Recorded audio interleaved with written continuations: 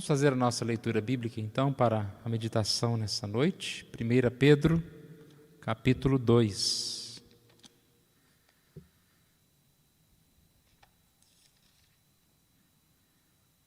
Pedro, capítulo 2, versos de 11 a 17. Amados, exorto-vos como peregrinos e forasteiros que sois, a vos absterdes das paixões carnais que fazem guerra contra a alma, mantendo exemplar o vosso procedimento no meio dos gentios, para que naquilo que falam contra vós outros, como de malfeitores, observando-vos em vossas boas obras, glorifiquem a Deus no dia da visitação. Sujeitai-vos a toda instituição humana por causa do Senhor, quer seja ao rei como soberano, quer às autoridades como enviadas por ele, tanto para castigo dos malfeitores como para louvor dos que praticam o bem.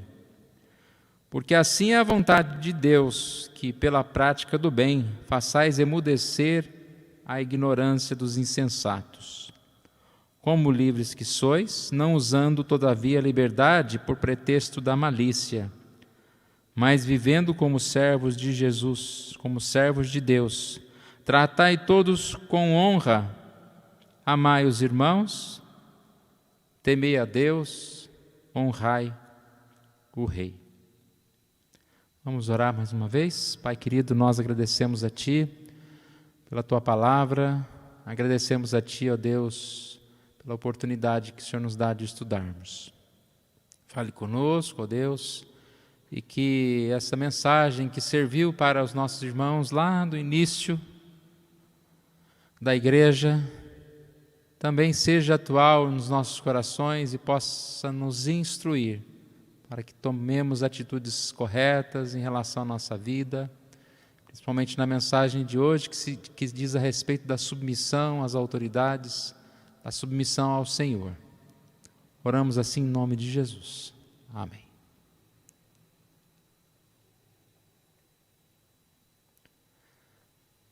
Bom, nós estamos estudando já há algumas semanas, 1 Pedro, vamos estudar 1 e 2 Pedro. E falamos que Pedro pregou numa região diferente de Paulo, e ali, nessas mensagens bem sintéticas, ele expõe o Evangelho, ele expõe a palavra de Deus. Era um momento de perseguição, onde aquelas pessoas estavam, de certa forma, desencorajadas, assustadas. E Pedro vem firmemente falando com elas, que elas pudessem renovar, se alegrar. Pedro, logo no início da sua epístola, ele diz: vocês devem lembrar que vocês têm uma esperança viva, que é a ressurreição de Jesus, que é a nova vida. Que vocês podem estar perdendo algumas coisas, mas vocês têm a herança que não acaba, a herança incorruptível. Pedro então vai instruir aqueles irmãos a buscarem santificação, a viverem a vida cristã. E duas coisas nós já falamos. Primeiro, que para que tenhamos essa vida, ou para que eles também tivessem essa vida, eles deveriam sempre reconhecer que Cristo é a pedra fundamental. Cristo é o alicerce. Deus colocou Cristo como esse alicerce. Nós sabemos que a nossa vida é alicerçada na salvação, em Jesus, em crer que Jesus morreu pelos nossos pecados, nos dá a vida eterna. Também Pedro fala sobre nós, que nós somos pedras vivas.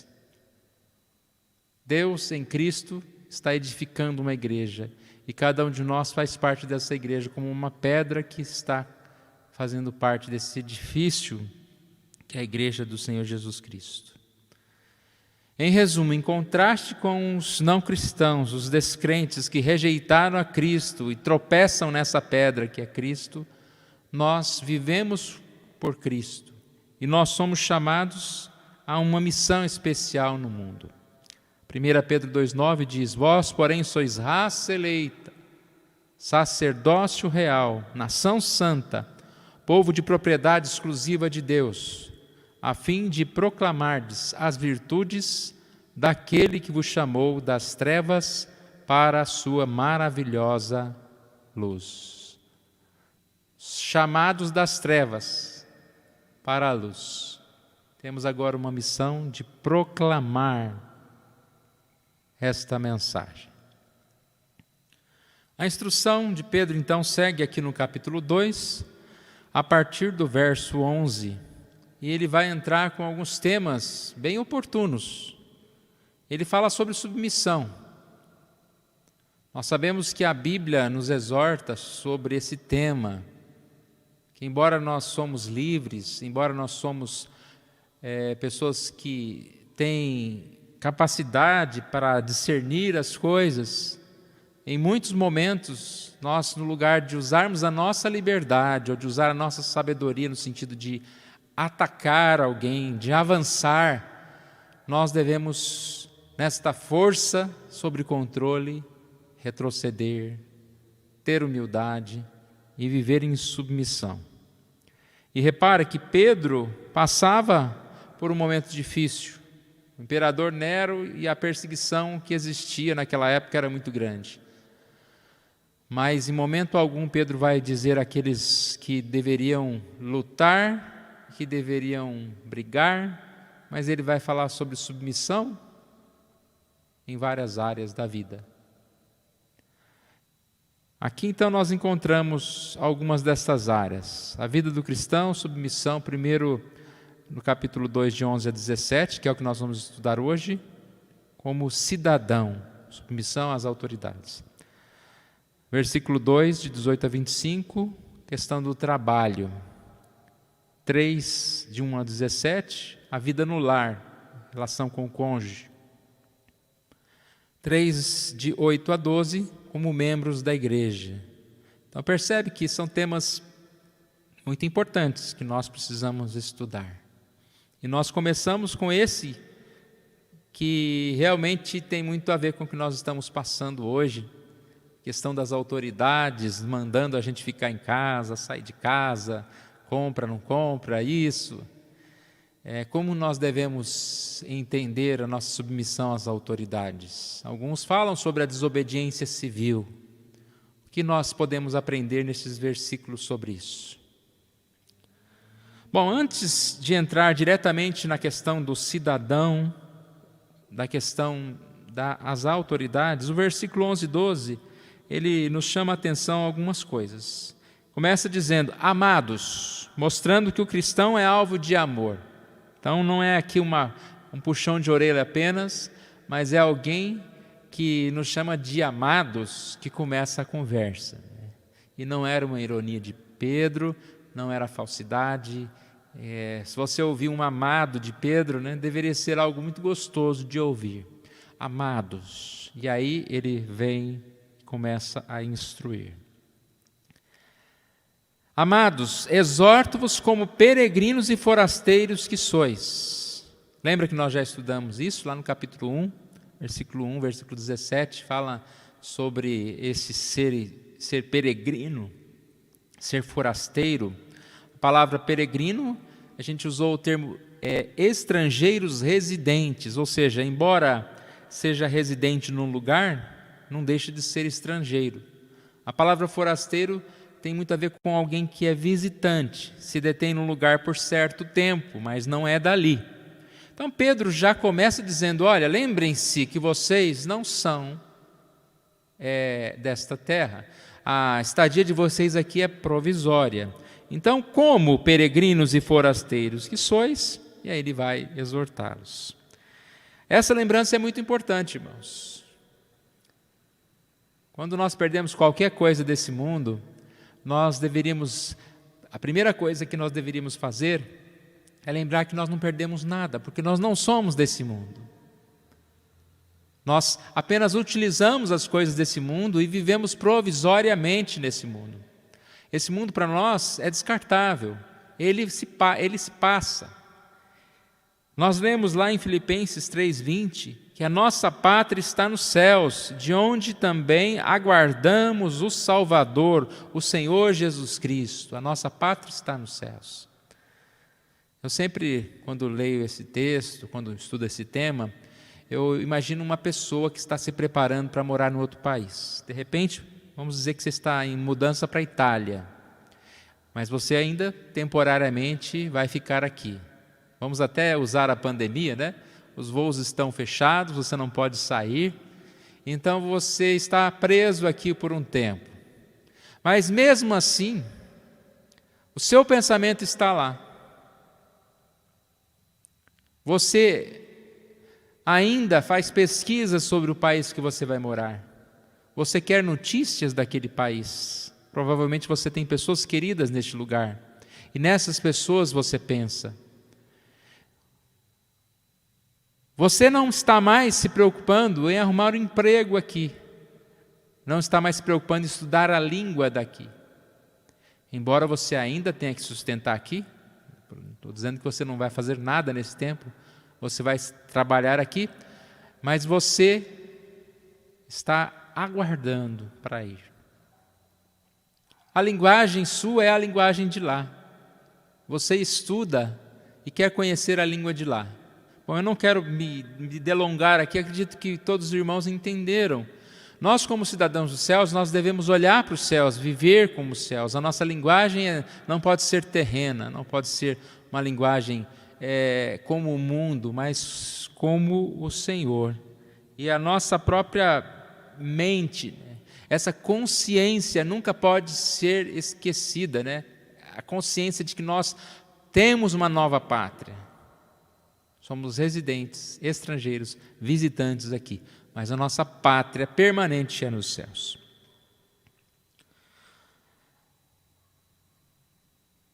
Amados, exorto-vos como peregrinos e forasteiros que sois,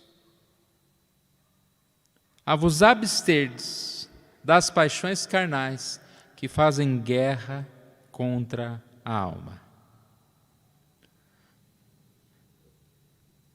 Pedro vai falar outras vezes sobre esse tema, mas aqui ele exorta e nos faz lembrar que a vida cristã é uma batalha, existe um campo de guerra.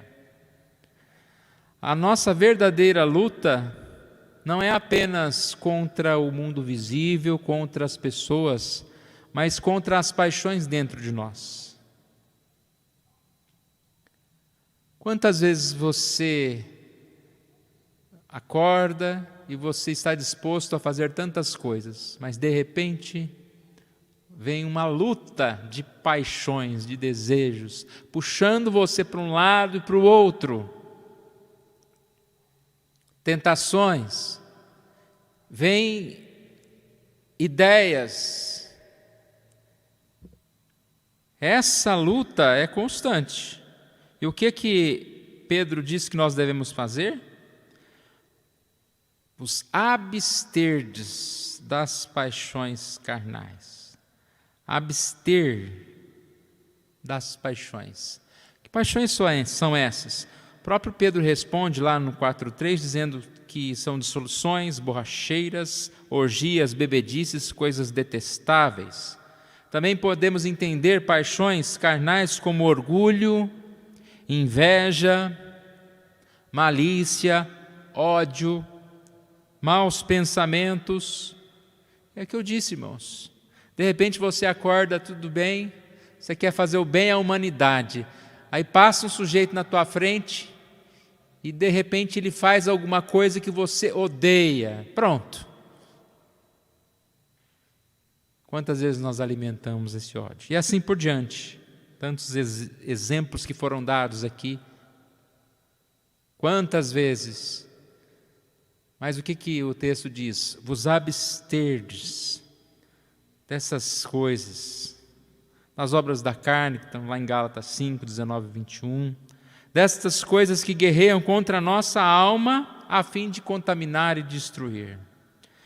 Uma ideia só a respeito desse tema é que o caminho da vitória sobre paixões, na maioria das vezes, não é enfrentamento, mas é fuga. e abstinência. Você não vai enfrentar um ovo de Páscoa, você tem que fugir dele. Você não vai enfrentar uma tentação se aproximando dela, você tem que fugir dela, evitar a ocasião. Se você sabe que determinado programa vai te tentar ao pecado, afaste, desligue. Se você sabe que, de repente, analisar a vida de alguém lá no Facebook vai te trazer raiva, bloqueie a pessoa ou desfaça o seguir da pessoa. Eu não sei o que te incomoda.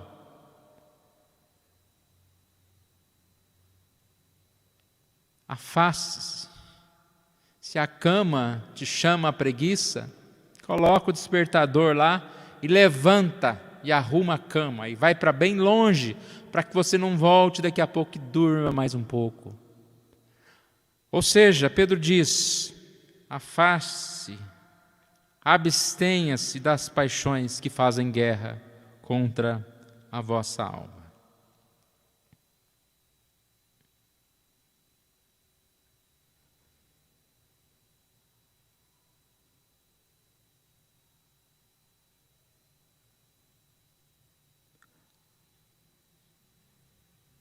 Finalzinho aqui,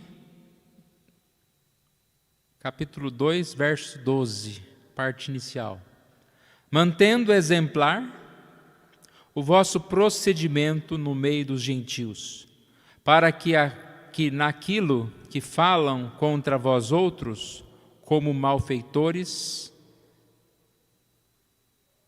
observando-vos em vossas boas obras, glorifiquem a Deus no dia da visitação. Essa passagem aqui primeiro é utilizada em relação às pessoas de forma geral. Depois ela vai ser utilizada em relação às autoridades. Então, o que eu falar aqui vai servir para daqui a pouquinho. Por que nós precisamos e devemos manter uma situação de vida exemplar, dar um bom testemunho? Para não morrer e ir para o inferno? Eu acho que muitas vezes as nossas boas obras têm uma motivação errada. Você pensa: eu não posso desobedecer, não, Deus me castiga. Se eu parar de dar o dízimo, é aí que eu vou ficar pobre mesmo. Irmãos, é claro que algumas consequências podem vir pelo pecado, mas a principal motivação nossa de fazer o bem, de andar corretamente, deve ser o nosso testemunho. As pessoas nos enxergam. Talvez você ache que você é meio invisível, ou que você não tem importância, mas as pessoas enxergam. Alguém enxerga. Muitas pessoas enxergam. Principalmente os seus tropeções, quando você cai. E o texto diz que a gente deve manter esse procedimento exemplar, aqui fala no meio dos gentios, ou seja, daqueles que não creem em Deus. Naquela época, eles estavam sendo criticados, como muitas vezes nós somos. E aquilo que eles falam a respeito de nós, não seja verdadeiro. A igreja, ela tem uma oportunidade de testemunhar. E os não crentes, muitas vezes eles vão como principal desculpa para não ser crentes,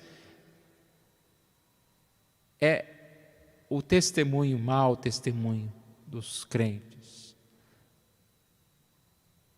Quando eles olham para a igreja, e aí eles olham para a igreja, e hoje as pessoas criticam a igreja, e muitas vezes com razão, colocam todo mundo no mesmo balaio e dizem: não, olha lá, coitados, esses aí que são a igreja. Nós devemos manter uma conduta para que aquilo que os outros observem, eles não tenham o mal que falar de nós. Observando as vossas boas obras, glorifiquem a Deus no dia da visitação. Olha a questão aqui do testemunho, como foi abrangente aqui. O dia da visitação nós sabemos que é o dia que Jesus vai voltar. E nós falamos aqui, ou Pedro fala aqui, que as pessoas podem, vendo as nossas obras, vendo a nossa vida, eles podem ser atraídos por Deus, pelo Evangelho, e assim glorifiquem a Deus, ou seja, sejam salvos. Olha aqui a parte do comentário bíblico. Diz o seguinte: estas boas obras são uma mensagem evangelística eficaz, uma vez que tais pessoas serão impactadas e chegarão ao conhecimento da salvação para glorificar a Deus no dia da visitação. Então aqui é que a gente chega nesse primeiro momento, onde Pedro fala sobre o comportamento do cristão. Nós somos amados de Deus, peregrinos, guerreiros e exemplos. E aí ele entra no tema direto que nós estamos falando, sobre a submissão às autoridades. Mais uma vez lembrando, submissão é marca do povo de Deus. Submissão não é uma opção, é um mandamento. Versículo 13, diz aqui: sujeitai-vos a toda instituição, mano. É uma ordem, não diz, olha, se vocês quiserem, vocês obedecem ou não obedecem. Sujeitai-vos a toda instituição humana. É um mandamento.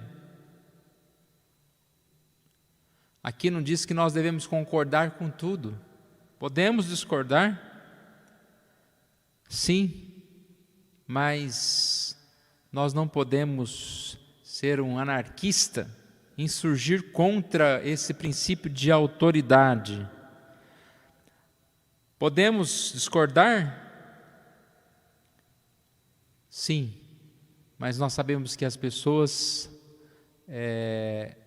têm, no momento certo,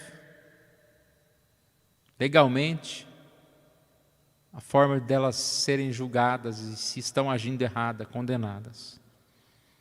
Por enquanto, o texto diz: sujeitai-vos às autoridades. A fé cristã diz que nós devemos honrar o nosso próximo.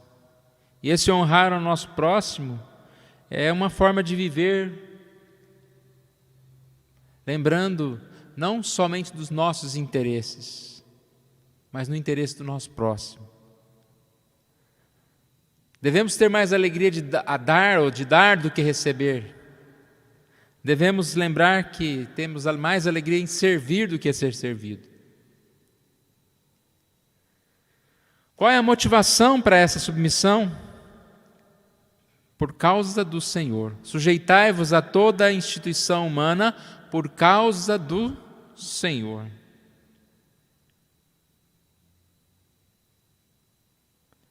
O governante, ele não tem poder absoluto.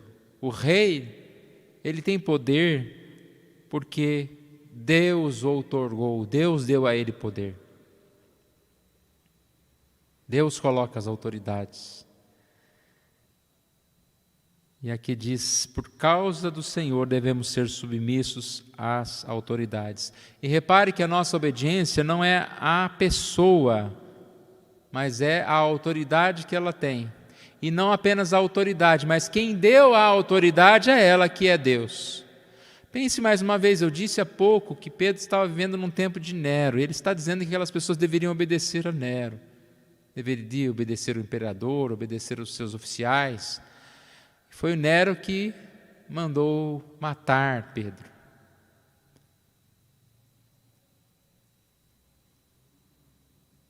A autoridade vem de Deus. Jesus disse a Pilatos: nenhuma autoridade teria sobre mim se de cima não fosse dada.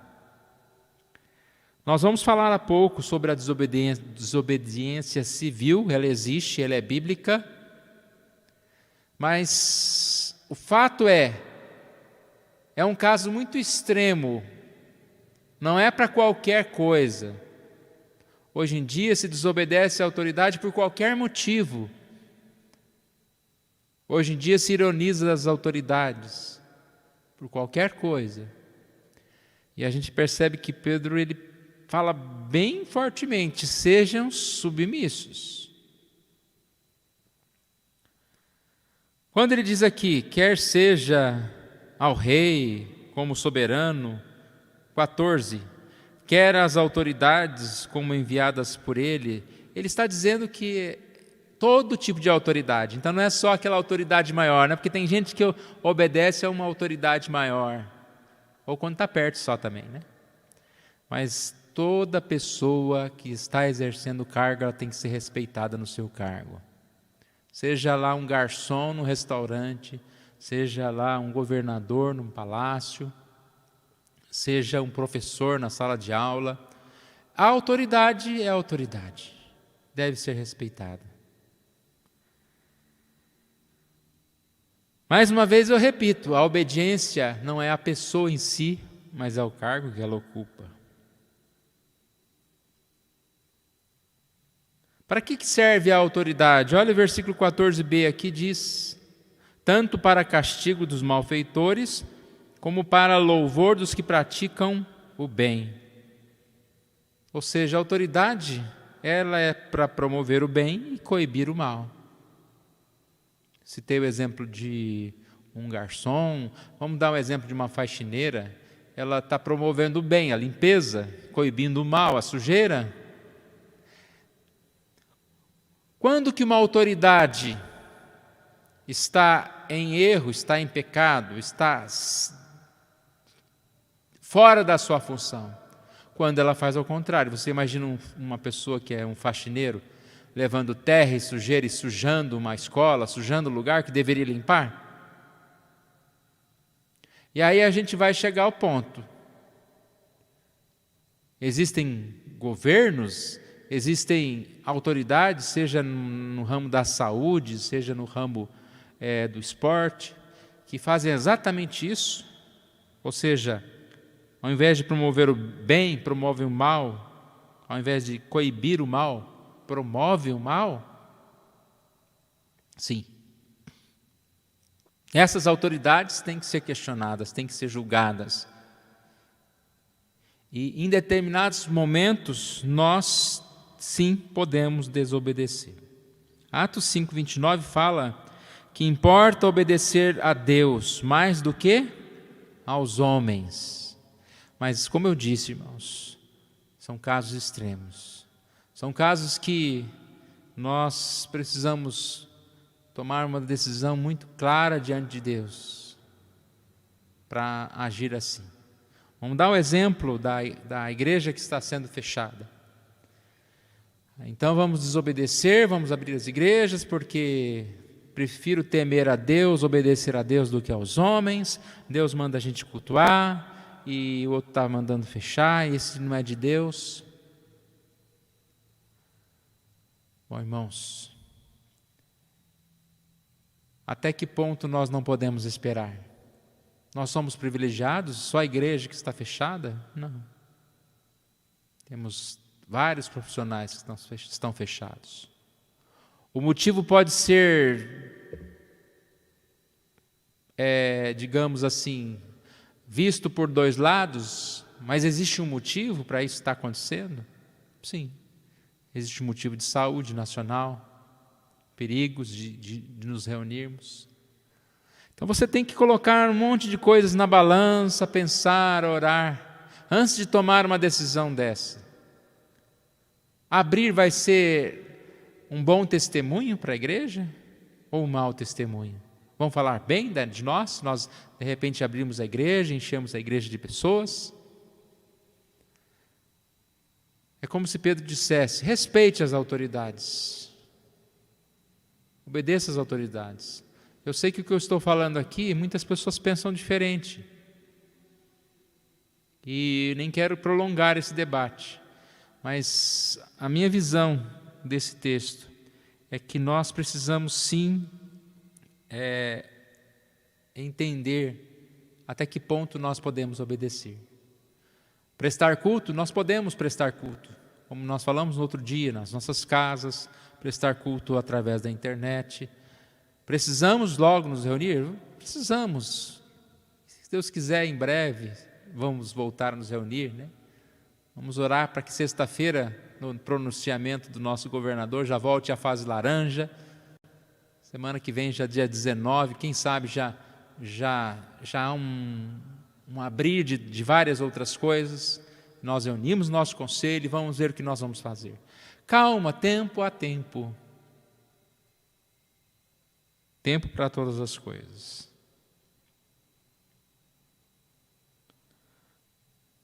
Versículo 15. Porque assim é a vontade de Deus, que pela prática do bem façais emudecer a ignorância dos insensatos. Aqui que eu disse que voltaria e repetiria o que nós falamos lá no começo.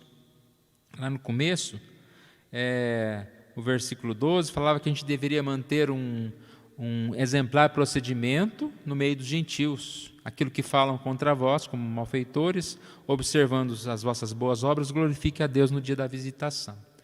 Então, aqui é mais ou menos parecido, que diz que a vontade de Deus é que nós, pela prática do bem, nós demos esse testemunho.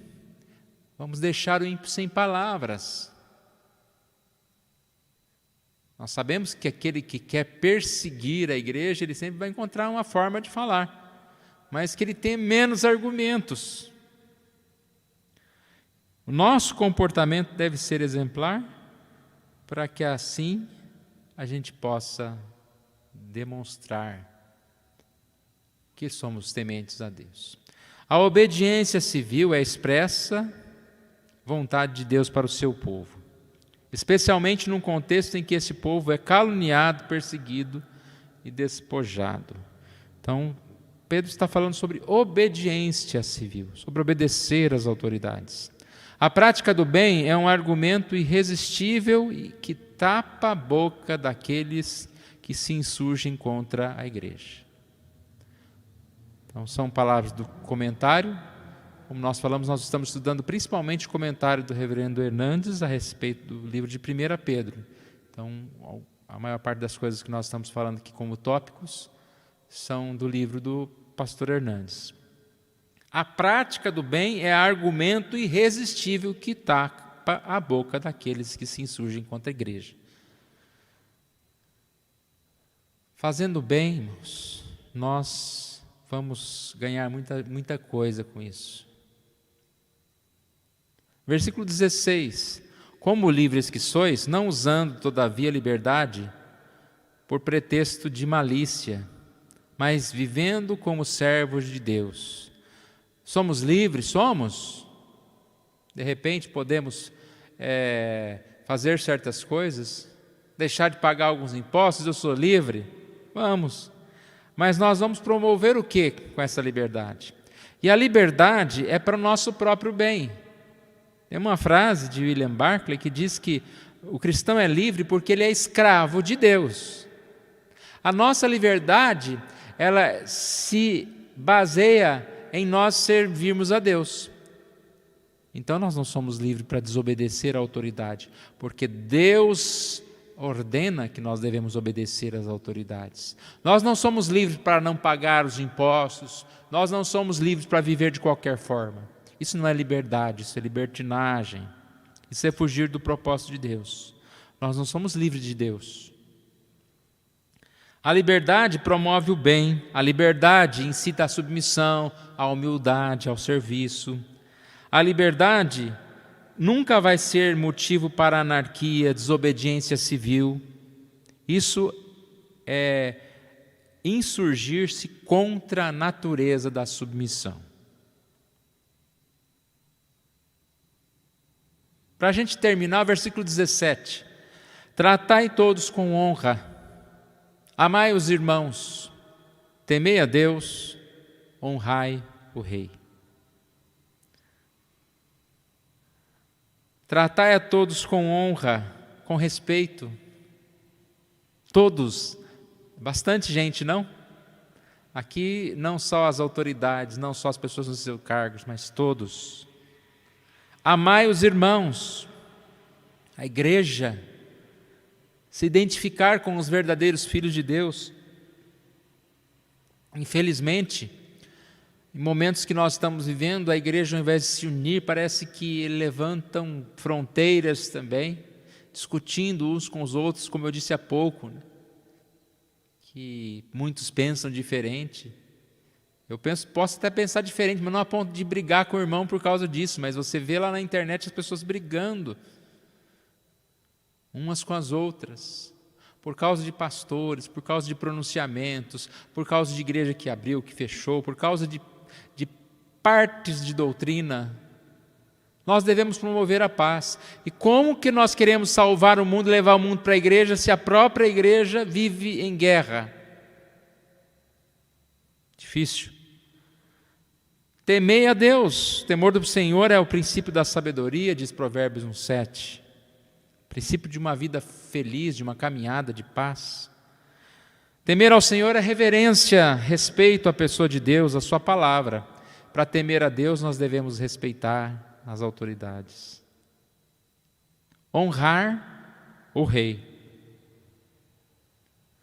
O rei deve ser honrado de tal modo que o amor pelos irmãos e o temor a Deus não sejam violados.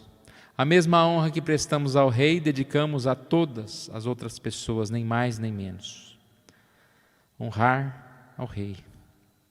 Irmãos, essa passagem de hoje, então, ela é o início, né, como eu disse. Depois nós vamos ainda continuar sobre esse mesmo tema de submissão em relação ao trabalho, cônjuge e membros da igreja. Mas Pedro aqui, então, ele começa a desenvolver esse tema, né, de santidade, esse tema em relação a como nós devemos viver e nos comportar. Espero que a gente possa aprender alguma coisa, que a gente possa praticar isso que nós estamos aprendendo. Deus nos ama e por isso Ele diz que nós devemos, como peregrinos, nos abster das nossas paixões, ser exemplo no mundo. E para ser exemplo, Pedro começa dizendo: respeitem as autoridades, sujeitai-vos às autoridades, porque assim vocês estão servindo a Deus. Sujeitai-vos às autoridades, a toda a instituição humana, por causa do Senhor. Então, diante de qualquer dúvida, lembre dessa passagem: sujeitai-vos por causa do Senhor. Eu vejo com muita preocupação como as pessoas se expõem, criticando duramente, xingando, amaldiçoando autoridades. Eu creio que isso não vai acrescentar nada. É difícil, eu não quero criticar, julgar A ou B, mas fazer parte de piadinhas a respeito de autoridades, de xingamentos. Até tem gente que amaldiçoa, né? Autoridades. Acredito que no lugar disso nós precisamos orar por essas autoridades. Nós precisamos nos calar diante do que acontece. Sabemos que Deus tem o poder de mudar o coração dessas pessoas. Temos que crer nisso. Que Deus assim nos abençoe, nos conforte e nos fortaleça.